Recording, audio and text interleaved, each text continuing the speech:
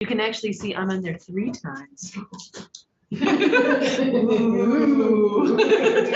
Okay, We are live. We're just going excited about seeing ourselves multiple times. It's great. Christopher Brickell. Awesome. This is Senate GovOps again on Groundhog's Day, February 2nd, 2023. Hi, Christopher.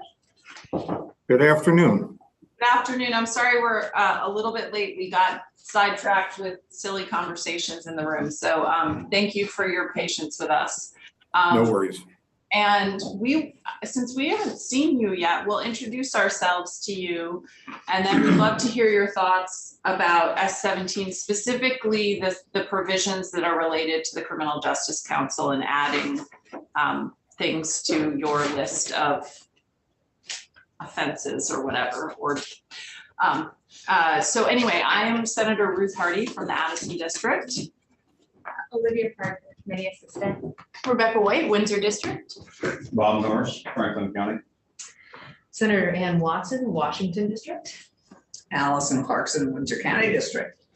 And this chair is Senator Tanya Vihoski from the Chittenden Central District. She is moving her car and will probably be in momentarily. So why don't you just tell us who you are and take it away with whatever you want us to know. Absolutely. So thank you, Madam Chair. For the record, my name is Christopher Brickell. I'm the Deputy Director for the Vermont Criminal Justice Council. And I've been with the council for a little over a year, and prior to that, served 36 years in the law enforcement profession. I appreciate the opportunity to come before your committee today, and actually the invitation that we had a week or so ago, in where the council was providing an invitation to come in and give you some background on the work that we do. Unfortunately, I was unable to make it, but Chair Sorrell did. So I hope that his information was helpful to you. I'm happy to speak to S17, especially regarding the additions of some additional language within category B that I have a copy of. Okay. And so let me first start by saying that as most of you, I'm sure, understand, but if not, let me just clarify that category B within the unprofessional conduct statute is a violation of policy, either a department policy or council policy. And what happens with violations of category B offenses is that typically the first offense is sanctionable after the Professional Regulations Subcommittee, which is a subcommittee of the council, has reviewed the documents related to that misconduct, the internal affairs investigation, any criminal investigation, if that goes along with it, any body camera video, anything related to officer misconduct investigations. And once they've made a determination, if it is a category B, there is no action that is taken on the first offense. So the first offense, what happens is the subcommittee drafts a letter. It's sent by the executive director of the council to the offending officer and the officer's agency head, and notifies them that they've been found in violation of a category B offense. The statute provides for the first offense to be non-sanctionable, and then the second offense can be sanctionable by the council in one of the 4 criteria that are set up in statute. Having said that, out of the 7 identified policy violations under category B, there are 3 that are rather serious that are actionable by a first offense of category B, and those are excessive use of force, placing a person in a chokehold, and failing to intervene when somebody is placing somebody in a chokehold. So those 3 out of the initial 7 are actionable by the first offense, but the rest of category B is not. So what I found of interest and a little bit of concern is I looked at the 2 additions that the subcommittee has put forth as sections H and I. And without knowing the specific reasons for that additional language, I don't see any concern with the language, but I don't know what additional protections the committee is hoping to gain by that, or anything specific that it relates to. I do have a little bit of a concern at the end of the first paragraph where this section, the line that says any one or more of the following has been added. And the reason that I have a bit of a concern with that is because the way that the statute is currently written, it lists the 7 policies there, and it says at the end of that paragraph, and shall include. So it lists 7 potential policy violations, but it's not an all-inclusive list. So it gives the professional regulations subcommittee the ability to look beyond what's listed in statute. So there could be other violations, such as an officer violates a pursuit policy and there's some sort of egregious violation of that policy, or perhaps an ethics policy or a truthfulness policy that an agency might have. And I think that the intent of the way that this was written was so that the council and through its subcommittee actually can hold officers accountable to things other than just what's listed in the statutory requirements. So by the addition of the language that has been added, I'm only fearful that that might preclude the subcommittee from looking at anything other than what's listed in there now. Does that make sense? Yeah, that makes total sense. And that was not the intent with adding these. So thank you for that feedback. That's really helpful. And the broader sort of background, which I'm sure if you've read the papers at all recently, you would know, is that we're trying to get at how could we, unfortunately under current constitutional construct for the office of the sheriff, how can we have better oversight when a sheriff is engaging in bad conduct? And so these 2 that were added, H and I, were to get at some of the conduct we have seen with sheriffs. But we unfortunately are not in a position where we can remove a sheriff from office or do much of anything because they're an elected official. So how in the past has the Criminal Justice Council dealt with misconduct of sheriffs, and how have you handled that? Well, I can't speak to past how they've done it, because prior to Act 56 taking place, the limitations for decertification were very minimal. They were conviction of a felony and failing to submit training records. So failing to maintain their Rule 13 updated training that they had to do each year. So Act 56 certainly broadened, and for good reason, the ability of the council to take action on certification of officers for other things that clearly needed to be addressed.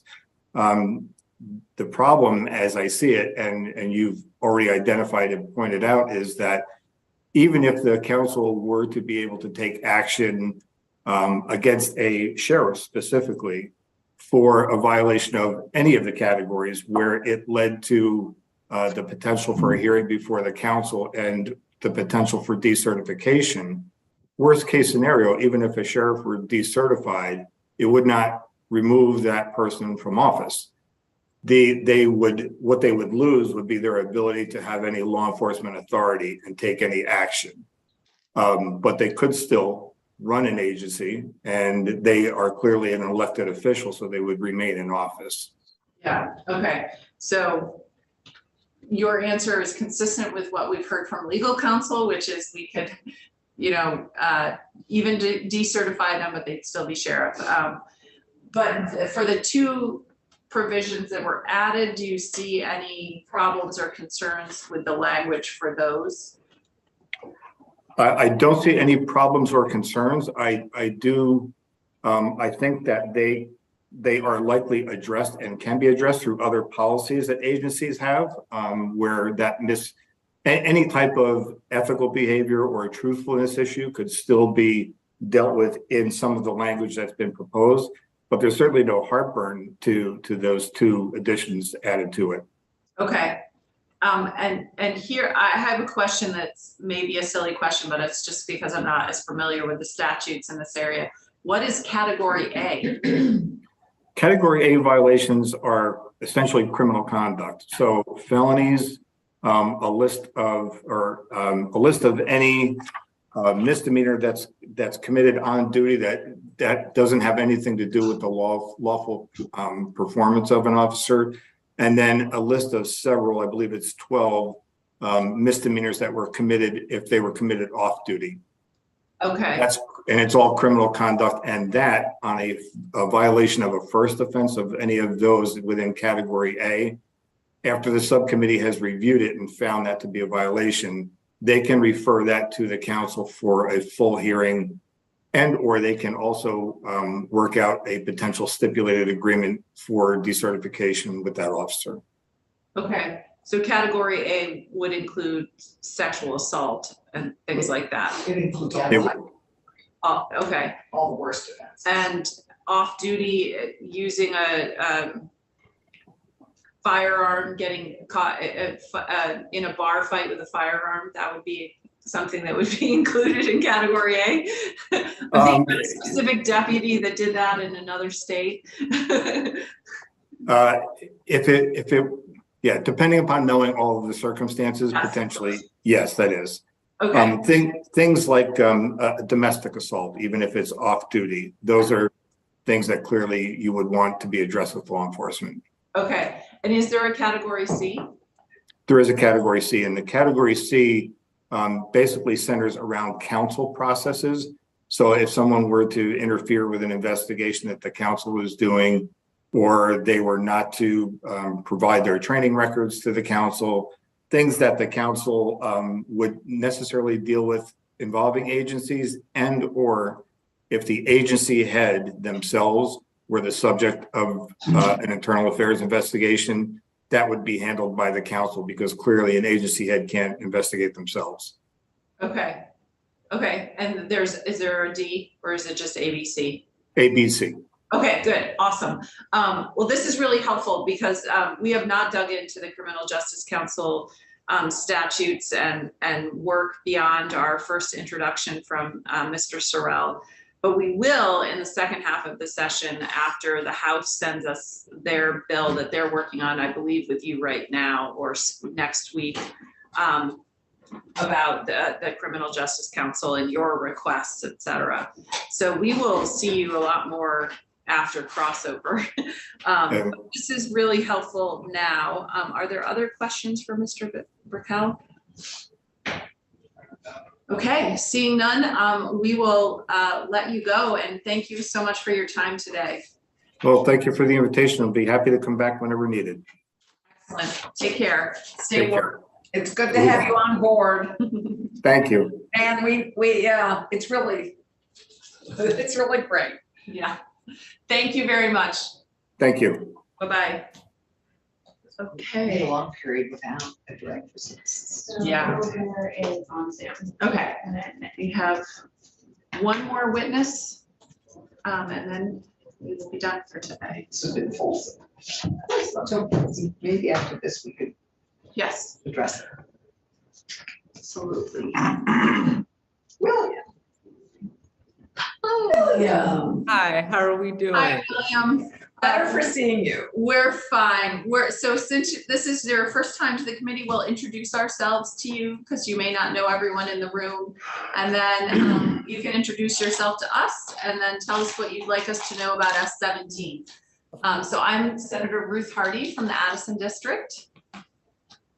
Olivia, Committee Assistant. Senator Tanya Vivosky, Chittenden Central. Rebecca White, Windsor County. Bob Norris, Franklin County. Senator Ann Watson, Washington District. Allison Clarkson, Windsor County District. Perfect, thank you so much. Now, I'm gonna have to ask, it's Viofsky? Because I have, Vihovsky. say that again? Vihovsky. Vihovsky. Okay, thank you so much for that. All right, so I'll jump into it and I'll try and keep my remarks pretty brief. So, all right, thank you, Chairwoman Hardy, Vice Chairwoman Viofsky, and the honorable senators of the committee. I'm Will Greer from Bennington, and I'm a student at Bennington College pursuing a major in local governance and public administration. In 2022, I was a candidate for Bennington County High Bailiff, and my campaign focused on advocating for 3 legislative actions: eliminating the 5% commission, requiring that sheriffs live, surprised I have to say this, in their county, and replace the contract model with state-funded or tax-based revenue to reduce rural disparities. In August, 49% of voters and a majority of our towns in our county voted in support of my campaign's ideas. And Bennington County has now established a basis for this committee to gauge the public's support on these issues. In particular, our small towns made a clear choice that it's time to pass reforms. In fall of 2022, I took a course called Understanding the Vermont Sheriff's System, and I'm going to go on a limb and say it's got something to do with this bill to help improve rural police models right here in Vermont. And I'm more than pleased to start with the draft legislation at hand, given the fact that less than a year ago, there was little constructive dialogue about how to address the sheriff's institutional flaws. There were only hopes to elect a new sheriff, and then the problem would be solved. In a letter I wrote back in July of 2022, I highlighted why the high bailiff is a good accountability model to start with. I believe our sheriff's system will function better through accountability and independent oversight that often overlooked positions like the high bailiff can offer. The problem transcends one sheriff in one county. Most revenue comes from contracts, sheriffs are entitled to 5% commissions, and service disparities between towns are common. Our laws encourage sheriffs to act autonomously rather than as a responsive public safety team. Now, S17 currently does not address any of the high bailiff's responsibilities or capacities, but in November of 2022, I explained its role in bills relating to sheriff reform if it ever made it to the legislature.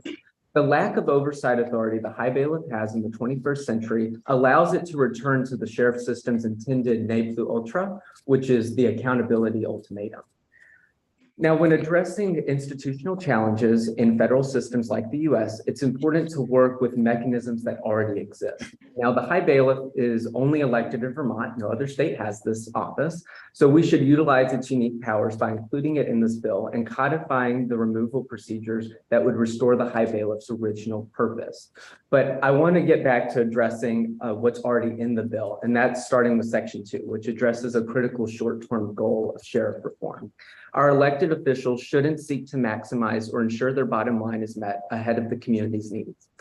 It amends 24 VSA Penal Code 291A to eliminate the 5% commission and focus our sheriff's ability to improve services and not on their salary expectations. Now, the only worrying part of the bill is Section 4 with the elimination of the penalties regarding refusal to mandate assistance. Now, there are two arguments to this section.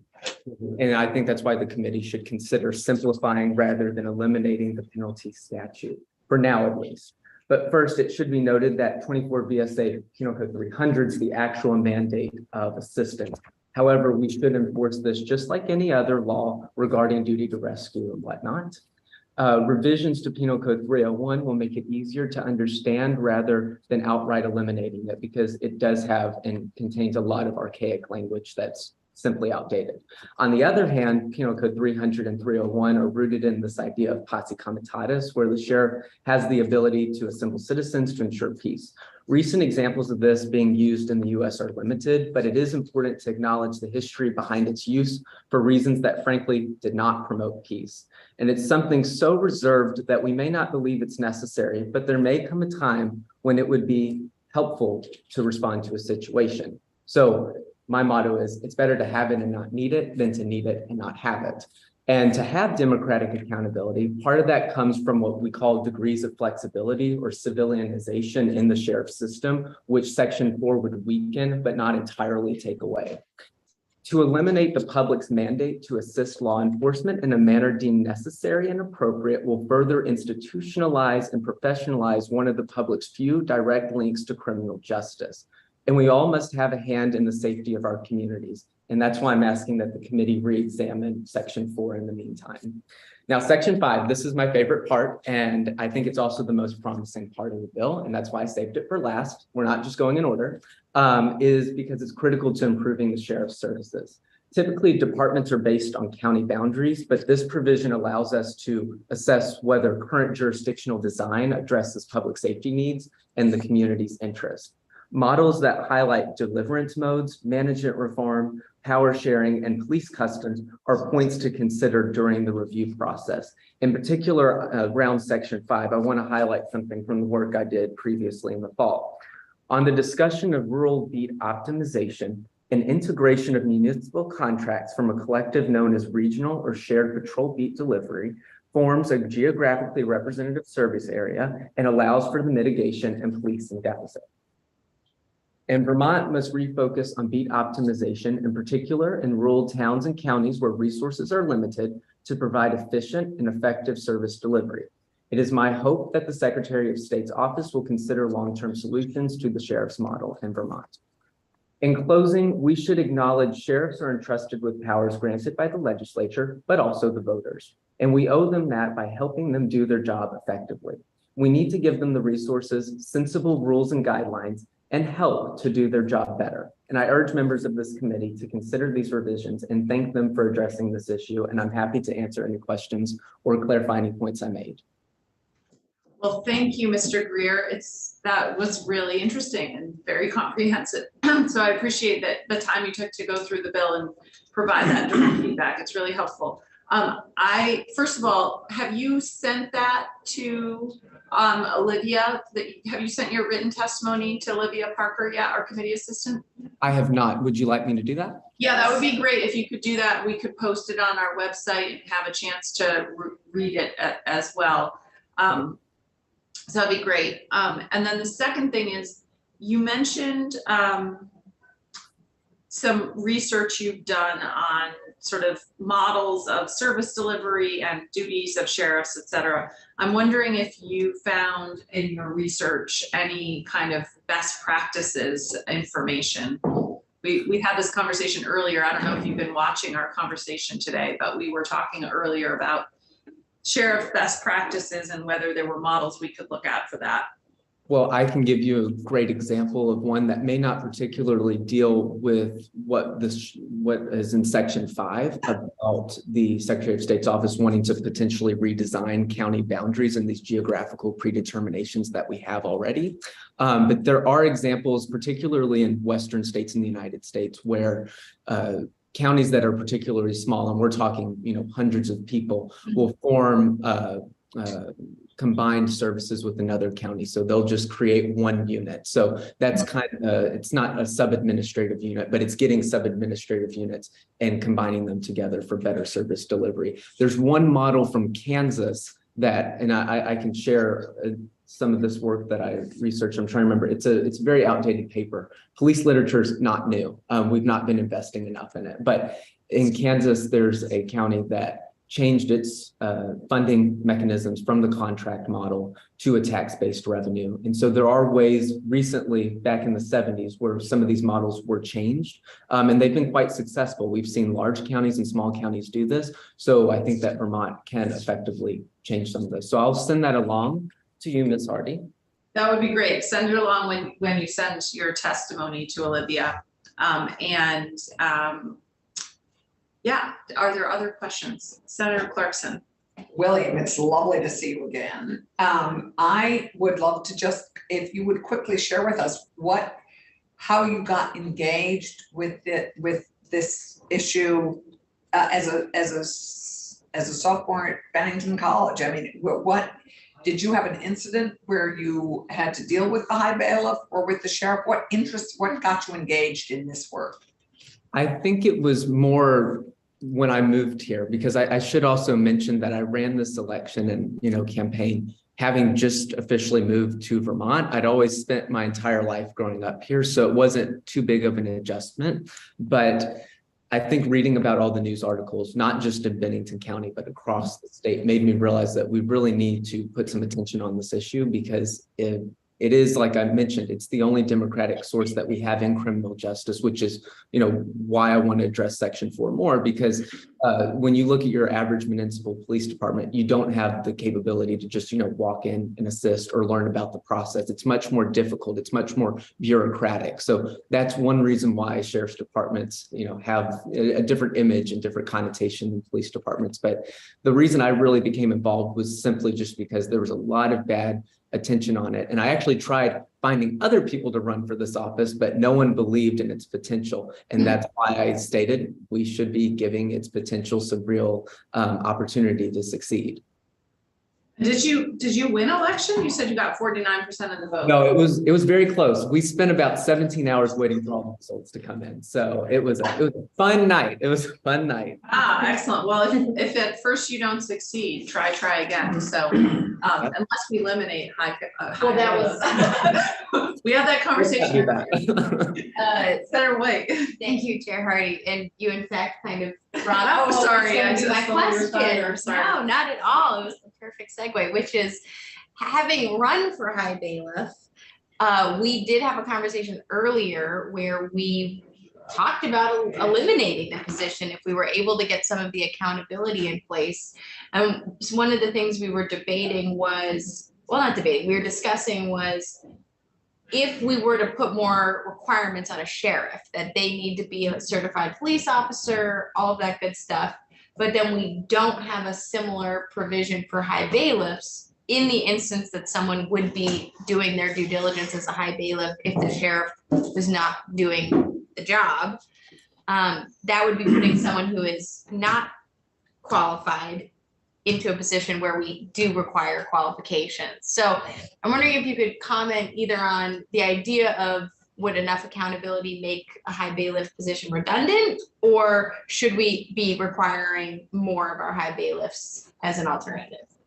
Well, so I'm going to just say, I think you can never have too much accountability. So that's one reason why let's, keep high bailiff kind of where it's at. But going back to the point of why the high bailiff was, created in the first place as an oversight role.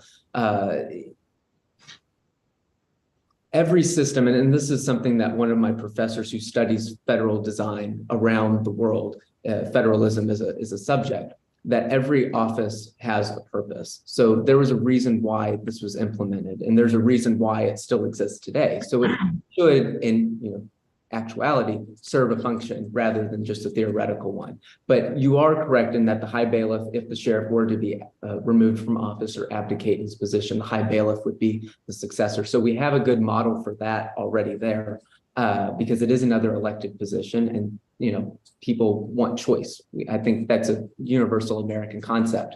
But to have a high bailiff elected every 2 years kind of increases that accountability standard. I know people have spoken about sheriffs having 4-year terms. Well, the high bailiff's elected every 2 years. So that's a way to have accountability measures on the sheriff's department. That way, because I'll say this, if the sheriff's department, if the high bailiff had the ability to remove a sheriff, I don't think Bennington County would have had Chad Schmidt for 2+ years not living in Bennington. I think there would have been some kind of removal procedures beginning, but that's because the high bailiff didn't have that actual authority because it's not codified in our procedures. And plus, I think I read in one of the statements that was put out by this committee, the impeachment powers of the Vermont General Assembly and the creation of the state police, both of those, and the creation of the state police happened back in the 20th century. That's really where, when you look at it in a historical context, the high bailiff lost a lot of its power was because of that shift to a state-centric police model that kind of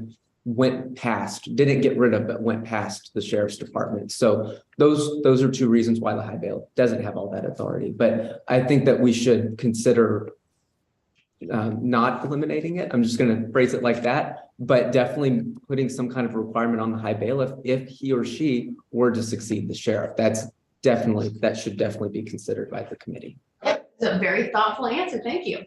Very helpful. Yeah, I was just told by our legal counsel, she's looking into this a little bit more, but it's possible that the high bailiff remains in the Constitution because of a drafting error, that they forgot to take out the high bailiff. That there used to be more in the Constitution related to the high bailiff, and it was removed. But the mention of the high bailiff remained in the Constitution. She's going to look into the history of that to see if she can get some more idea. And that's why there's nothing, it just is mentioned, but there's nothing else in there. So kind of interesting, but we'll find out more about that. Senator Vyhovsky. Yeah, thanks for being here, William. You seem to have done a lot of research on this. And so I guess it's not the intention of the high bailiff, as my understanding, nor would it be possible for the high bailiff to take over for the sheriff and just serve out the remainder of the term. There would need to be a gubernatorial appointment. So this is a time limited stopgap, correct? Yes, from my understanding, that is true. Usually what happens I'm trying to remember, there was an example of it happening in Bennington County. I don't have it off the top of my head, but when Gary Forrest, who was our former sheriff before Chad Schmidt, he stepped down, he resigned. And I don't remember the space at which there was a gap, but it was relatively short. I can assure you of that. Okay, because this sort of brings me to my follow-up point of why it might make sense to have a citizen, not necessarily a law enforcement officer in that role, and it is about oversight. So frequently we sort of hear, and I've certainly heard people say this to me, that we shouldn't worry about this. The police do a great job policing themselves. And so I think that there might be a role for a citizen to step into that role and be able to sort of look in and see what's happening that potentially isn't from the same world. Just a thought, and I'm curious as to what your thoughts are. Right. Well, I'll agree with what you said. And that's one reason why when we talk about requiring sheriffs to have certain, qualifications to be in that office, it's the only, criminal justice position, similar, you have that with attorneys, with state's attorneys, district attorneys that are elected, but the sheriff's the only elected official within law enforcement that is elected by the people. And that's a way that citizens can be directly involved in that democratic process. That was a great question. You can get back to us. Yeah, I was gonna say, I'll email you with the response. I was gonna say, if anyone has questions that I can't answer right now, I'd be more than happy to get back to you at a later point. Plus, also, I have to go to a reorganization meeting for our JP caucus in Bennington at 4:30. So I got about 10 minutes, not trying to, time this all out. No worries. Just a note on the high bailiff. So they're just cursorily mentioned in the Constitution. There's nothing really very solid in there about them at all. Right. But their duty to take over for the sheriff temporarily, as you mentioned, is in statute. So I think that there is, and we can ask legal counsel, if we decide we want to keep the high bailiff, and we haven't decided that yet, but if we decide we want to, and we decide that we want to make them have more of a natural role, I think we can do that in statute, and maybe they could have something else. Maybe they could be party planners for the sheriff or something like that. I don't know. That sounds fun. That sounds good. And then Norris does not seem impressed with Sheriff Park. I don't know. But there maybe that's possible. I don't know. What we should ask our legal counsel if we want. Senator Clarkson. This is where intent in statute is very useful. So we will hopefully see with our ledge councils digging into this, what the intent was with the rewrite of that high bailiff piece. Because maybe the intent was to get rid of the position, which was, so I'm very excited to know she's digging into this. Yeah, I mean, in the powers and duties that are in statute is that high bailiff may serve writs which the sheriff is incompetent to serve, and his or her fees shall be the same as those of the sheriff. What does that mean? What does that mean, Senator Norris, serve writs? Writs of possession, writs of execution that come through the courts, civil courts, and Okay. serve those. And the fees that are charged for service of that is established by a legislature, not the sheriff. Right, it's in the budget. And 15% of those fees come back to the state of Vermont, to their general fund. We Right. had this discussion, but Oh, right, basically yeah, that's yeah. what it is just writs, civil writs that come from. the Okay, so if the sheriff is incompetent to serve, meaning what the I think we sheriff. should strike that. They could be sick. That's a little like They could be in sketchy. jail. They could be in jail, they could be sick, they could be serving abroad. I don't know what that means. Well, I had like 3 civil process servers, and plus your Yeah. state paid deputies that too. They have One is deputies to serve Exactly. writs or civil process, the other is to transport. They're Yeah. unnecessary now. Yeah, so the whole thing about removing the sheriff or whatever, or is statutory, it's not constitutional, so. Right, and allegedly the high bailiff was the only person that could arrest the sheriff. Yeah, and that may have been prior to the Constitution. We'll see. Well, That's we'll what I have thought some- the job was arresting the sheriff as opposed to filling in for the sheriff. They are the people. the only It person. says by virtue of a writ or other process directed to him or her against the sheriff may commit the sheriff to the commissioner of corrections. That is arresting them. Yeah, that's what it says. While the sheriff remains in confinement or in the case of vacancy in the office, the functions of the sheriff shall be exercised by the high bailiff, who shall have the powers and be subject to the liabilities of a sheriff until the sheriff is released from confinement or one is appointed and sworn into office. That has not since changed since 1972. Reassume his But position. we now have all these deputies that could also do the writs. Yeah. And do the writs now. All right, well, we're getting off track here, Will. Thank you so much for your testimony. Please send it along to us so we can post the testimony and if you have other things you want us to see, send that to. You can send it to me and Olivia, and then we can share it with the rest of the committee. Or you can just send, Or you to can the send whole it to the committee, rest which of us. just You can send it says to all Senate of us. GovOps. Yeah, Okay, perfect. I'll send Olivia, well, Olivia has my email address, but I'll send everyone's request. I wrote everything down about what you asked, just to go back and point on it. So thank you so much. I'll get Thank back to you. everyone within a mannerly time. So thank you so much. Have a good one. you too. Take care.